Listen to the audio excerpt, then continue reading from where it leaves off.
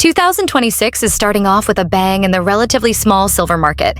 Small because even though it's widely discussed, it only represents $1.5 to $2 trillion. That's 10 times less than the gold market and 60 times less than the stock market.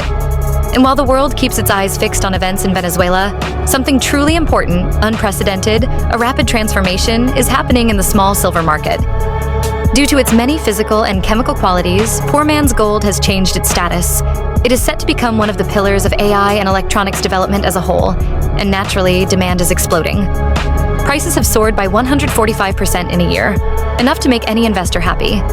Today, on Luxury and Performance, I will explain how the silver market works, who consumes, who produces, who sets the prices, why a drop in demand is more than unlikely at a time when China decides to make silver a strategic mineral, and why some analysts believe that an ounce could quickly go from $75 to over $100 or even $400. $400 forecasts for an ounce of silver in 2030? Yes, you heard that right. While it's trading around $75 as I speak, that's a 5.5-fold increase. Crazy?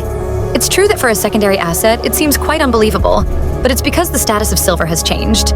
No one believed it last May when an ounce was still around $30. Since then, the price has more than doubled, and the news at the beginning of this year is that this rally is still far from being finished.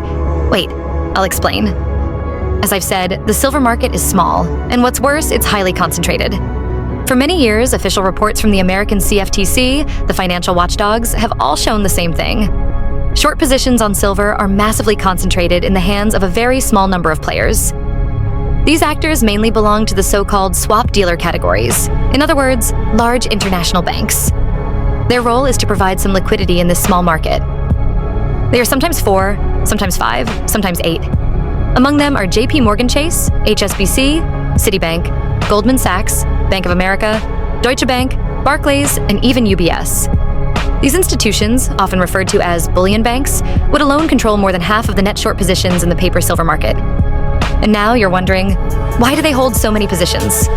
We're currently talking about more than 4.4 billion ounces of silver accumulated since 2024, while the world only produces 800 million per year. Because they need to maintain silver's price, prevent it from rising too fast, and the only way is to offer to buy in bulk, but at very low prices.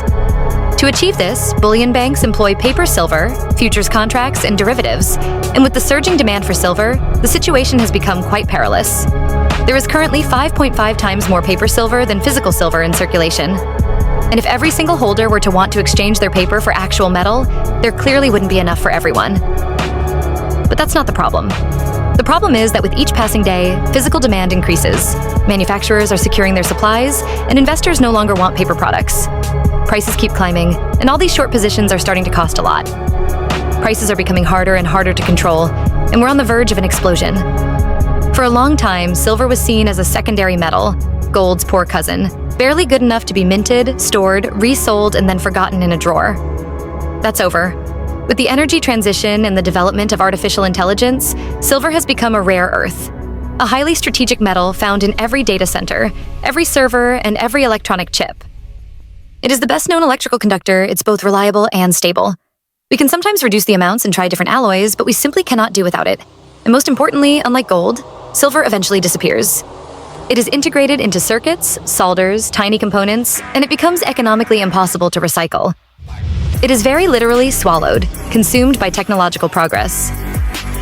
Each new generation of AI, each advance in computing power, and each acceleration of global digitalization add an additional layer of demand. And this demand depends neither on growth, nor on interest rates, nor even on financial markets. A data center CEO cannot say, the price of silver is too high, we'll wait until next year. It must run and it must be connected. But on the other hand, supply is limited. Mining production has dropped by about 25% in 20 years, and physical metal is becoming scarcer. Why not simply produce more? Well, because it's not possible. Each year, global silver production hovers around 800 to 850 million ounces, a figure that has remained stable for over a decade, according to data from the Silver Institute. Nearly 70% of the silver extracted isn't actually from silver mines. It's a byproduct of extracting copper, zinc, lead, and gold. In other words, even if silver prices skyrocket, producers can't just decide to open new mines on a massive scale like opening a gold mine or a new oil well. Supply is structurally rigid, and to this is added the key factor: dangerously dwindling stocks. According to the Silver Institute, the silver market has been in a physical deficit for several consecutive years, between 150 and 200 million ounces annually. Consumption is exceeding production, and this deficit is being covered by drawing from existing stocks. And as if that weren't enough, in early 2026, China has just added new pressure. Beijing has elevated silver to the status of a strategic resource and now imposes an export licensing system. 44 Chinese companies are authorized to export for 2026 to 2027. The problem is not the number, but the bureaucratic control. Each export now requires double governmental authorization with much longer approval delays. It's a geopolitical decision that's part of a trade standoff with the United States, turning money into a political lever. China dominates global refining, and by imposing this new system, it maintains control over export flows. It can slow down, speed up, or block them according to its strategic interests. As a result, more uncertainties in the market, longer supply lead times, and additional price pressure. Furthermore, in late December and early January, rumors set the Twitter sphere ablaze. Physical silver was reportedly trading with huge premiums compared to the spot price in certain markets, up to $130 an ounce in Japan. True or exaggerated? Hard to tell, but it reveals how much nervousness is gripping investors. For decades, the small silver market has relied on a tacit separation between two worlds: the financial world where contracts are traded, and the physical world where the metal is actually used. This separation worked for a long time because most participants had no reason to cross the boundary between the two, as long as the metal remained readily available. The price of silver is today primarily determined on the futures market, particularly on COMEX, where volumes are exchanged daily that far exceed the quantity of physical silver available. Within this framework, physical delivery is not the system's primary objective. It's a marginal option, very rarely exercised. A silver ETF buyer will want to benefit from silver's performance, but will be paid in dollars or euros when they sell. But physical silver is what truly counts, and in this context, massive short positions take on a systemic dimension. As long as the market remains purely financial, these positions can be rolled, compensated, or adjusted. But the moment physical demand becomes the priority, the entire mechanism loses its effectiveness.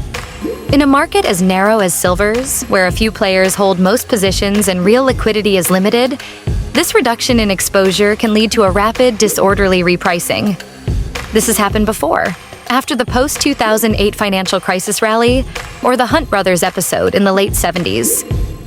In both cases, the price of silver had strongly increased in a context of very accommodative monetary policy, negative real interest rates, and massive use of leverage via futures markets.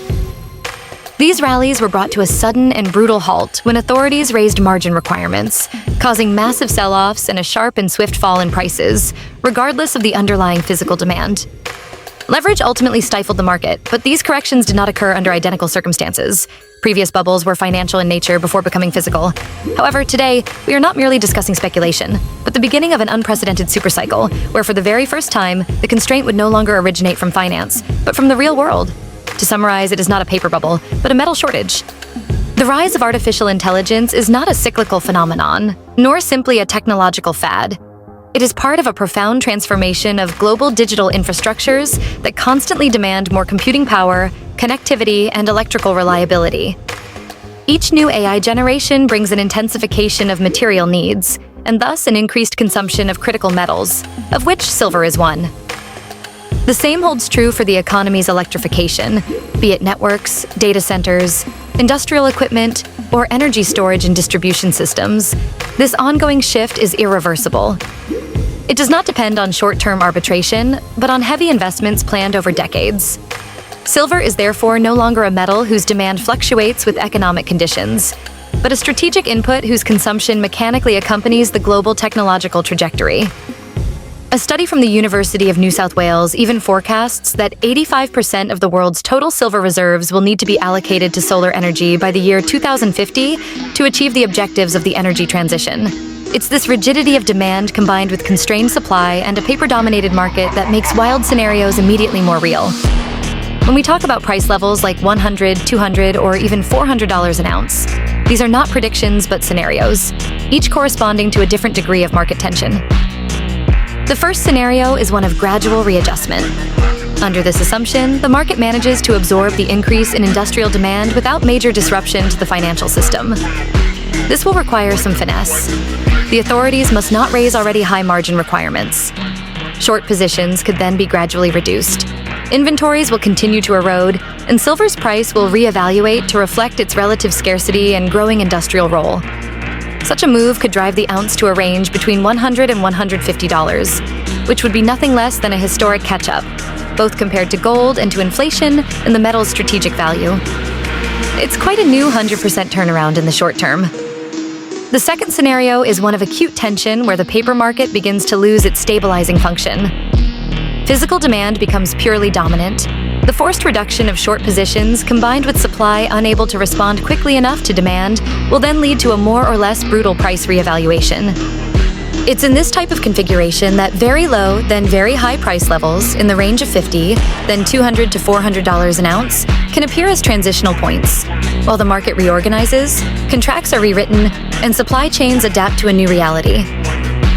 In both cases, the value of money will be less and less dictated by financial speculation and more by its real economic function. So, should we be buying silver? If we're discussing the physical metal itself, then clearly yes, but with a long-term investment horizon. Silver is a strategic asset, not a short-term gamble. In the short term, prices can fluctuate, as seen during the autumn rally and the late December correction. Silver remains an extremely volatile asset, much more so than gold. In terms of returns, recent figures are impressive.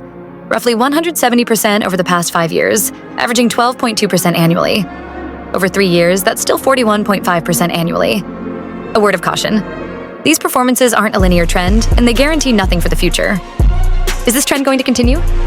No one can say with absolute certainty. What is certain is that industrial demand is here, it's structural, and it's truly sustainable. Supply is constrained, and China is tightening its control. All this creates a favorable context, but it doesn't make silver a miracle investment. If you decide to invest in physical silver, do it with a long-term horizon, without expecting short-term miracles. And above all, never exceed 20% of your total assets. It's a diversification asset, not an all-in. If you enjoyed this video, please like, share, and comment. Tell me if you believe it, if the performance of silver, but also of lithium or gold, convinced you in the comments. I look forward to reading your thoughts. Thanks for staying until the end. See you very soon for the next video, packed with information.